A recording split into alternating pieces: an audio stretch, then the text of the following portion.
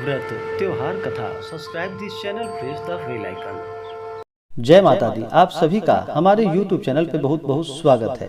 आइए आज सुनते हैं श्रावण माह शुक्ल पक्ष की एकादशी पवित्रा एकादशी, जिसे कि पुत्रदा और पवित्रता एकादशी के नाम से जाना जाता है। तो आइए सुनते हैं पुत्रदा एकादशी व्रत की कथा। जो भी जातक, जो भी भक्त सच्ची श्रद्धा के साथ पुत्रदा एकादशी का व्रत करते हैं या इस व्रत का कथा श्रवण करते हैं, भगवान विष्णु और माता लक्ष्मी की कृपा से सभी प्रकार के सुख और समृद्धि की प्राप्ति होती है। एकादशी का व्रत समस्त प्रकार के पापों को नष्ट करने वाला होता है तथा पुत्र इच्छुक को पुत्र प्रदान करने वाला यह पुत्रदा एकादशी का व्रत है। यह व्रत हर वर्ष श्रावण माह के शुक्ल पक्ष की एकादशी तिथि के दिन पवित्रा पुत्रदा एकादशी का व्रत किया जाता है। तो आइए सुनते हैं पुत्रदा एकादशी व्रत की कथा। तो बोलिए प्रेम से भगवान विष्णु की जय, माता लक्ष्मी की जय। बहुत समय पहले की बात है कि द्वापर युग के आरंभ में ही महिष्मति नाम की एक नगरी थी। उस नगरी में महाजीत नाम का एक राजा राज्य किया करता था। वह पुत्रहीन था, इसलिए वह सदा दुखी रहता था। उसे वह राज्य, सुख और वैभव सभी कुछ बड़ा ही कष्टदायक प्रतीत हो रहा था, क्योंकि पुत्र के बिना मनुष्य को इस लोक और परलोक दोनों में सुख प्राप्त नहीं होता। राजा ने पुत्र प्राप्ति के बहुत सारे उपाय किए, किंतु उसका हर उपाय निष्फल रहा। जैसे जैसे राजा महाजीत वृद्धावस्था की ओर बढ़ने लगे, वैसे वैसे उनकी चिंता भी बढ़ती जा रही थी। एक दिन राजा ने अपनी सभा को संबोधित करके कहा, न तो मैंने अपने जीवन में कोई पाप किया है और न ही अन्यायपूर्वक प्रजा से धन एकत्रित किया है, न ही कभी प्रजा को कष्ट दिया है और न कभी देवता और ब्राह्मणों का निरादर किया है। मैंने प्रजा का सदैव अपने पुत्र की भांति पालन किया है, कभी किसी से ईर्ष्या का भाव नहीं रखा, सभी को एक समान समझा है। मेरे राज्य में कानून भी ऐसे नहीं है जो कि प्रजा में अनावश्यक डर उत्पन्न कर सके।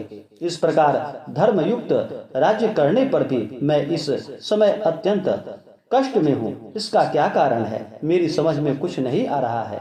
आप इस पर विचार करें कि इसका क्या कारण है और क्या इस जीवन में मैं इस कष्ट से मुक्त हो पाऊंगा।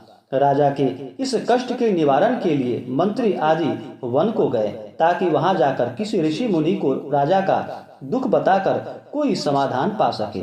वन में जाकर उन्होंने श्रेष्ठ ऋषि मुनियों के दर्शन किए। उस वन में वयोवृद्ध और धर्म की ज्ञाता महर्षि लोमस ऋषि रहते थे। वे सभी जन महर्षि लोमस के पास गए। उन सब ने महर्षि लोमस को दंडवत प्रणाम किया और उनके सम्मुख बैठ गए। महर्षि के दर्शन से सभी को बड़ी प्रसन्नता हुई और सबने महर्षि लोमस से प्रार्थना की कि हे देव, हमारे अहोभाग्य है कि हमें आपके दर्शनों का सौभाग्य प्राप्त हुआ है। मंत्री की बात सुनकर लोमस ऋषि ने कहा कि हे मंत्रीवर, आप लोगों की विनम्रता और सद्व्यवहार से मैं अति प्रसन्न हूँ। आप मुझसे अपने आने का कारण और प्रयोजन कहे, मैं आपके कार्य को अपने सामर्थ्य के अनुसार अवश्य ही करूँगा, क्योंकि हमारा शरीर ही परोपकार के लिए बना है। लोमस ऋषि के ऐसे मृदु वचनों को सुनकर मंत्री ने कहा कि हे ऋषिवर, आप हमारी सभी बातों को जानने में ब्रह्मा से भी ज्यादा समर्थ हैं, अतः आप हमारे संदेह को दूर करें। महिष्मति नामक नगरी के हमारे महाराज महाजीत बड़े ही धर्मात्मा व प्रजावत्सल हैं। वह प्रजा का पुत्र की तरह धर्मानुसार पालन करते हैं, किंतु फिर भी वे पुत्रहीन हैं। उनके पास कोई उनका पुत्र नहीं है। महामुनि, इससे वह अत्यंत दुखी रहते हैं। हम लोग उनकी प्रजा हैं, हम भी उनके दुख से दुखी रहते हैं, क्योंकि प्रजा का यह कर्तव्य है कि राजा के सुख में सुख माने और दुख में दुख माने। हमें उनके पुत्रहीन होने का अभी तक कारण का ज्ञात नहीं हो पाया है, इसलिए हम आपके पास आए हैं। अब आपके दर्शन करके हमको पूर्ण विश्वास हुआ कि हमारा दुख अवश्य ही दूर हो जाएगा, क्योंकि महान पुरुषों के दर्शन मात्र से ही प्रत्येक कार्य की सिद्धि हो जाती है। अतः आप हमें बताने की कृपा करें कि किस विधान से हमारे महाराज पुत्रवान हो सकते हैं। हे ऋषिवर, यह आपका हम पर हमारे राज्य के प्रति बड़ा ही आपका उपकार होगा। ऐसी करुणा प्रार्थना सुनकर लोमस ऋषि ने नेत्र बंद करके राजा के पूर्व जन्मों पर विचार करने लगे। कुछ पलों के बाद उन्होंने विचार करके कहा कि हे भद्रजनों, यह राजा पिछले जन्म में अत्यंत उदंड था तथा बुरे कर्म किया करता था। उस जन्म में यह एक गांव से दूसरे गांव में घूमा करता था। एक बार ज्येष्ठ माह के शुक्ल पक्ष की एकादशी के दिन की बात है। यह 2 दिन से भूखा था। दोपहर के समय एक जलाशय पर जल पीने गया। उस स्थान पर उस समय ब्याई हुई एक गाय जल पी रही थी। राजा ने उसको प्यासे ही भगा दिया और स्वयं जल पीने लगा। हे श्रेष्ठ पुरुषों, इसलिए राजा को यह कष्ट भोगना पड़ रहा है। एकादशी के दिन भूखा रहने का फल यह हुआ कि इस जन्म में राजा है और प्यासी गाय को जलाशय से भगाने के कारण पुत्रहीन हुआ। यह जान सभी सभासद प्रार्थना करने लगे कि हे ऋषिवर, शास्त्रों में लिखा है कि पुण्य से पाप नष्ट हो जाते हैं, अतः आप कृपा करके हमें कोई ऐसा उपाय बताइए जिससे हमारे राजा के पूर्व जन्म के पाप नष्ट हो जाए और उन्हें पुत्र रत्न की प्राप्ति हो।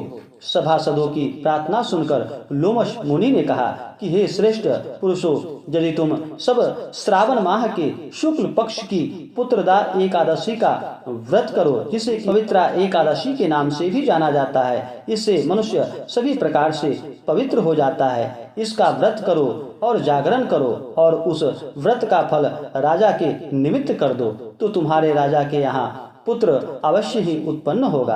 राजा के सभी कष्टों का नाश हो जाएगा। इस उपाय को जानकर मंत्री सहित सभी ने महर्षि को कोटि कोटि धन्यवाद दिया तथा उनका आशीर्वाद लेकर अपने राज्य में लौट आए।